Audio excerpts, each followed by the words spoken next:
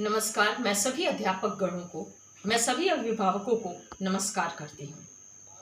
मैं इस मीडियम के जरिए आप लोगों से एक बात कहना चाहूँगी कि मैं यहाँ पर किसी भी सरकार के समर्थन या सरकार के विरोध में बात नहीं करने आई हूँ। मेरा बस यही एक सरल सा प्रश्न है कि हमारे युवा वर्ग का आप क्या करने वाले हैं। सर, हमें कहाँ पे ले आकर के छोड़ दिया गया। मेरे इस प्रश्न पे अगर आप थोड़ी सी आपको अगर समय मिले तो इस प्रश्न पे आप काम कीजिएगा। एक प्रश्न और हम आपसे जुड़ना चाहेंगे।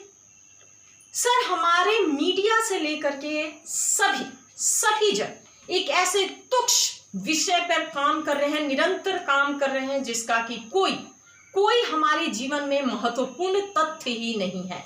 महत्वपूर्ण तथ्य तो हमारे युवा वर्ग हैं।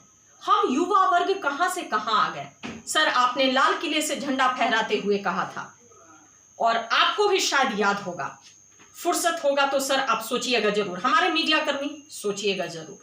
आपने कहा था India is a nation for the youth, तो अभी यूथ की बारी आई तो आप कहां सो गए सर।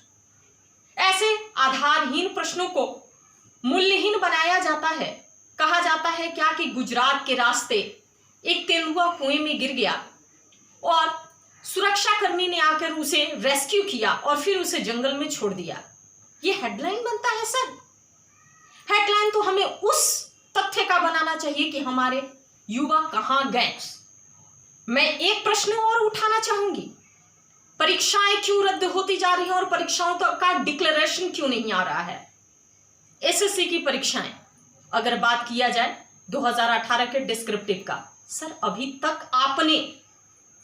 तक सर आपने उसका कोई रिजल्ट नहीं दिया। हेडलाइन तो ये बनना चाहिए था, लेकिन उस हेडलाइन को क्यों छुपाया गया। मैं एक सवाल आपसे फिर से वापस करना चाहूंगी। एनटीपीसी, रेलवे, सभी के फॉर्म निकाले गए। बहुत खुशी की लहर दौड़ी थी हमारे युवा वर्ग के बीच में। युवा वर्ग के बीच में खुशी की लहर दौड़ी, सबने फॉर्म भरा। सर, आपको पता होगा कि फॉर्म उतने हमारे यहां भरे गए जितनी ऑस्ट्रेलिया की आबादी है। अब मैं इस बात पर खुद हंसूं या मैं इस बात पर सर पकड़ के रोऊं कि भाई हमारे यहां यूथ की संख्या अनगिनत है और ऑस्ट्रेलिया के जनसंख्या के बराबर हमारे यहां यूथ फॉर्म भर रहे हैं। तो इसका मतलब कि क्या भारत हमारा बेरोजगारों का देश बन गया। क्या हमने बेरोजगारी की, क्या हमने बेईमानी की। हम निरंतर कहते गए, लेकिन हम शिक्षक गणों को कहां ले आकर के छोड़ दिया गया। हम अध्यापक कहां से चले थे सर और कहां आ गए। हमने तो विद्यार्थियों को बुलाया था उनके भविष्य को प्रकाशमय करने के लिए, और किस अंधकार में हम चले गए और उन्हें डाल दिया गया। मैं उन मीडिया कर्मियों से एक और सवाल पूछूंगी। मैडम या सर, आप जो भी हैं, जिस वर्ग में हैं, जिस मीडिया में हैं, जिस चैनल के लिए आप काम करते हैं, कभी हमारे लिए एक काम कीजिए। विगत कई सालों से देखने को मिलता गया, परीक्षाएं रद्द होती गईं। अभी निरंतर कितनी परीक्षाएं रद्द करने की आप सोच रखे हैं। हम क्या करें। इसका मतलब कि अगर हम अभी प्रश्न ये नहीं उठाएं तो आगे आने वाले 4 साल में हमारा स्थिति क्या होगा सर। कोरोना को हमने इस प्रकार हुआ बना दिया है। कोरोना है, अपनी जगह है, इससे बड़ी बड़ी बीमारियां आई गई, लेकिन क्या हम कोरोना को साथ में लेकर के लड़ने की कोशिश नहीं कर सकते हैं।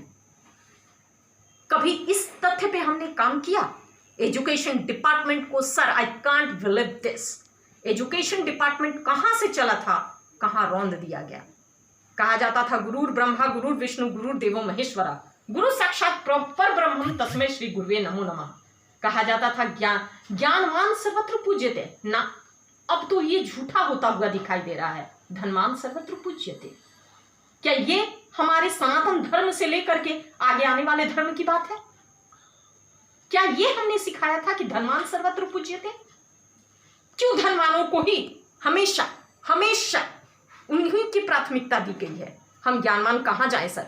मैं अपने आप को ज्ञानवान नहीं कह रही हूं, लेकिन मेरे एक प्रश्न का जवाब आपको देना पड़ेगा। डीआरडीओ गेस्ट हाउस से मैम से पूछा जा रहा है, प्रश्न पूछा जा रहा है, ये मैडम इस जालसाजी में थी, तो ये मैडम ये करती थी, वो मैडम ये करती थी। पिछले 2 से 2.5 महीने से ये देख रहे हैं सर या मैडम। आप सभी चैनलों को मैं चैलेंज करती हूं, लेकिन कभी आपने उस युवा को दिखाया जो बेरोजगारी के और इस लॉकडाउन में जो झेल रहा है अपनी पीड़ा को? क्या उस अध्यापकों की स्थिति आपने दिखाई? नहीं दिखाई। क्यों नहीं दिखाई? सर सरकारें आएंगी जाएंगी, ये संविधान रहना चाहिए, ये हमने नहीं कहा था, उसी लोकसभा में बैठ करके ये बात कही गई थी। तो संविधानें आ रही हैं, संविधानें जा रही हैं, लेकिन सरकार रहनी चाहिए। क्या सर, आपने तो उल्टी ही बाजी मार ली। मोदी जी, आप माननीय प्रधानमंत्री हैं, आप युवा को रास्ता दिखाने के लिए निकले हैं, तो हम युवाओं को, हमारे युवाओं को पीछे मत छोड़िए। बहुत सारे सर सब तपस्या करके हम यहां तक पहुंचे। ये मेरी अकेले अध्यापिका का एक आवाज नहीं है, मैं सर्वस्व शिक्षक गण से की तरफ से आपसे एक छोटी सी प्रार्थना करने के लिए निकली हूं।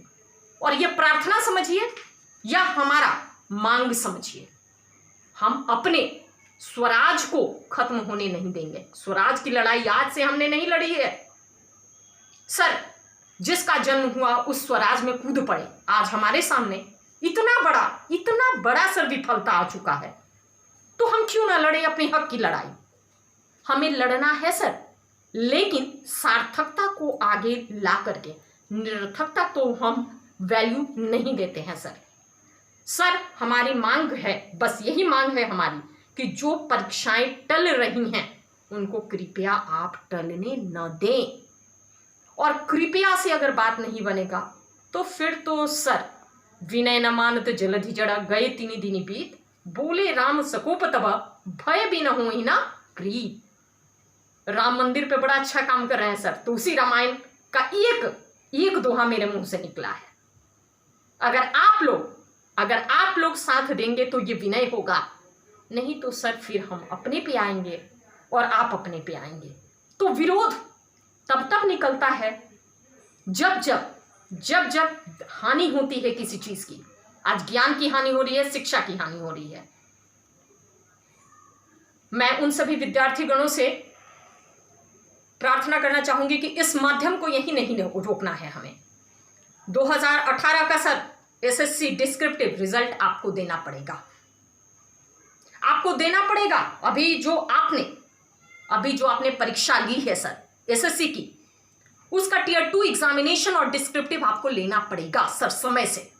ऐसा ना हो कि समय हमारे हाथ से निकलता जाए, और समय जब निकलता है सर तो इसका पश्चाताप सिर्फ हमें नहीं सबों को होता है। इस माध्यम से जुड़िए, ये मेरी अकेले की आवाज नहीं है और ये अकेले की आवाज कभी नहीं रहेगी। यूट्यूब से लेकर के, फेसबुक से लेकर के ट्विटर हैंडल तक इस आवाज को हमें बुलंद करना है।